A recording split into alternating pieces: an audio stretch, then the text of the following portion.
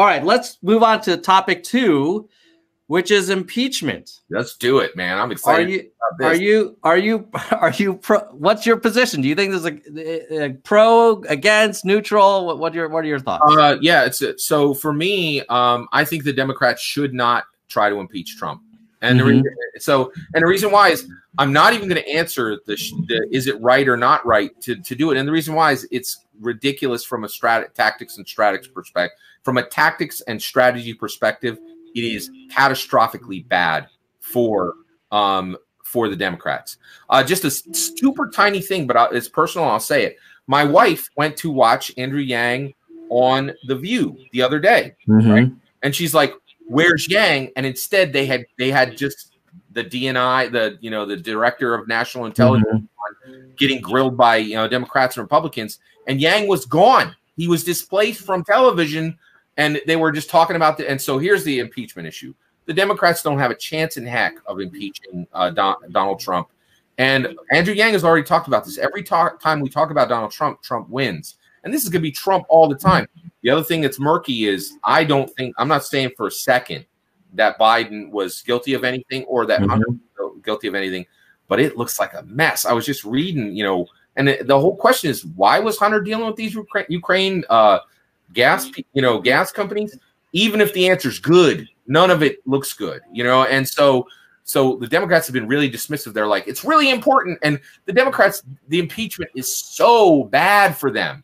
It's terrible. I'll just knock them off, right? One, did anybody see Trumbo? The Democrats have a 50-year history of saying, if you think that that Russians are bad people, you're laughable.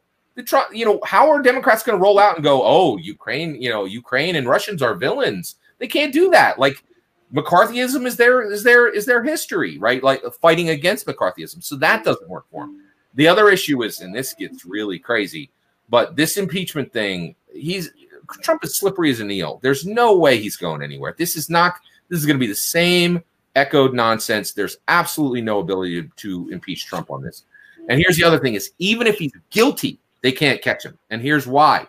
The Democrats, and please correct me if I'm wrong, have another 30-year history of law shenanigans, right? The Democrats on 420, the Democrats are very pro 420, far more than Republicans, right? And they're like, oh, laws against 420, shenanigans, whatever, laws don't matter. So they have this super long history of like being like shenanigans, laws aren't important, and if you don't like that law, you can ignore it and we'll decriminalize it. That's a huge problem. And then the other thing is, I'm a huge fan of Slate Media, and one of the most brilliant dudes on there. They're all brilliant. Emily Bazelon, David Plotz, and John Dick. They're the best in political commentary, in my opinion. And David Plotz is like, we got a problem, right? Like, if you're going to impeach somebody, right? When this happened when they tried to impeach, when they went to impeach Nixon, right? The press was like, hey, we worked really hard to bring you an objective presentation of this, right? There's no objective. Nobody even remembers what objective media is now. It's all super partisan. So all you're going to do is you're going to trot out all your evidence, and every Republican on the planet is going to ignore it. And then Trump's Republican-controlled House is going to slow walk every piece of evidence you need. It is hopeless, and Trump will turn it into gold. Impeachment is impossible, and it's foolish for the Democrats to even try. I kind of agree with you, and I want to agree with you wholeheartedly. I find it difficult as a person who believes in right and wrong to read this transcript of the President of the United States withholding $300 million of military aid to a country that needs it to defend itself against let's at least call Russia a rival. Yep. Have the head of that state say, hey, we're ready to get the javelins because the Russian tanks are, we need defenses against them. And then for our president to say, well, yeah, I have a favor to ask of you, though.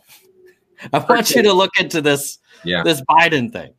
But wait, to me, like, that just seems like not something that just seems like our president has put his political interests ahead of the country's interests. You're 100% right, but the Democrats co-signed it. Here's when they did it. They did it in 1998 with President Clinton. And this is the part the Republicans and the evangelicals will not forget. You're absolutely right. It looks like quid pro quo. And we should have right and wrong in politics. Democrats have a strong history. It started with Bill Clinton. Bill Clinton did something that they tried to impeach him on, and everybody's like, this is outrageous behavior for a president. And the Democrats said, listen, character don't matter. You don't have to have these evangelical ideas of Puritanism and right and wrong and law. Yeah, there was something really bad that happened here. But that, as long as good people don't have to you don't have to be a good person as long as you're doing good things. The Democrats co-signed exactly what's happening with Trump with Clinton. And that's what Republicans and evangelicals, not most, not me, right, are hanging their hat on, right? They're saying, yeah, we're wrong here, but the Democrats started with Clinton. And the reality is I see Bill Clinton and Trump, they're the same. They are a disconnection. So the Democrats did it first, right? And I'll tell you right now, the Republicans really, they danced a jig and we're like, oh my gosh, the Democrats have said there's no more character with presidency. And then the Republicans co-signed it with Trump. They're like, we're going to completely disconnect character, nobility, right and wrong from the presidency with this winner. And, and the reality, and that's the issue. Let me ask you this, Scott. Is there anything that Trump could do that you think would rise to the occasion of an impeachment proceeding? He said it himself. He said he could shoot. Everybody thinks it's a joke. He said, I could shoot somebody in the street and I'd still get elected. And the reality is and this is why I'm so for Yang. When he said, I miss my wife and my kids, I'm like, we desperately need to fix the role of presidency. And here's the issue with Trump. And Democrats are not dealing with this issue. Trump has delivered. Everybody's working. Everybody's got an extra car, like not, at the macro level, more people, everybody's working. A lot of people got extra cars or nicer cars in the lot. The stock market is through the roof, and they will ignore a lot for that. It is nuts for the Democrats to spend one breath, one piece of attention, one more moment on this impeachment stuff. Trump ain't going nowhere, and this will be a massive distraction for their candidates. And I can't believe I'm so frustrated with the Democrats, just like how little logic they have. It's so clear to me. It's so clear, right? Like this impeachment thing is a no-go. It ain't going to go nowhere, right? Like you're not going to even the documents themselves. It's a Republican-controlled House. He's shown he can slow walk anything you need to do. Like he's slippery as an eel. And this is no different. And the other thing that the Democrats, I don't think we're really understanding is Biden's right in the middle of this. Right. And like he's the #1 Democrat candidate. As you like pull this rock back, I will be real surprised if Biden and his son look great after that rock gets pulled back. Am I wrong there? Let me take a different tack on this one. I 100% agree that politically this impeachment thing is a loser for the Democratic Party and it's sucking a lot of oxygen. Yep. I also think that as an American citizen who cares about the integrity of the executive branch, if you zoom out and we end up in a world where we say, you know what, the president can do whatever he or she wants as long as his party controls the Senate, because we'll never get that party to give us the 60 plus votes. And they can do whatever they want. They have a 4-year free pass to do anything. I don't know. I just feel like in some ways, the impeachment proceedings today, if nothing else, I doubt they will they'll pass the Senate, but at least they put the Trump administration on notice that, look, we're going to start increasing the scrutiny and you can't just run roughshod over the Constitution because like we're watching. And I don't know, it just every time I read new things that Trump does or says, or all these people like resigning or getting fired, I just feel like that White House is freaking a clear and present danger to the country. And I don't know. Maybe you're right that impeachment isn't the right thing to rein him in. Yeah. But, you know, we have three branches of government for a reason, and he's not the king. Absolutely. You know? Well, again, you're talking about what should be. I'm only talking about what's feasible, right? I did not vote for Trump, and I didn't vote for him the first time, and I certainly would never vote for him coming up. You know, my vote's going to Yang. But the reality is, you're still talking about what's right and what should be. And again, correct me if I'm wrong. If we're going to win, those are luxuries, right? Those are luxuries. It's all, and the reality is, this hope that Democrats have, Trump will use it as a tool. And I think that's exactly what impeachment will be. And I agree that he should be held accountable, but the Democrats don't appear to have any ability to hold him accountable. And that's tough. That's really tough. I agree with you. We desperately need to restore character to the presidency. We need somebody who will do things that are right and noble, right? And I will say also, I'm an evangelical Christian, right? So in my life, I have to treat people with respect and kindness and love, right? I will say this. I have a political science degree, and I watch politics the way most people watch sports. And I really don't deal much at all with right and wrong. I'm really focused on, are we going to win this? How do we get there? Right. And the reality is, I really feel like what should be and what is right are luxuries at this point. We got 14 months to get this won. And every word that comes out of my mouth is like, how do we get there? Because the reality is, there's little time. We will have time for philosophy and conjecture after the election. Right now, we got to remain on target. And I'll tell you right now, impeachment is a massive distraction. Yeah, I think you've convinced me that the going forward with the impeachment is not a good move for the Democratic Party, and it's not great for Yang because it's taking all the oxygen out of the room. We also have to play the cards we've been dealt. Like, Yang didn't choose to proceed; he wasn't supportive of it. This is something that Pelosi did.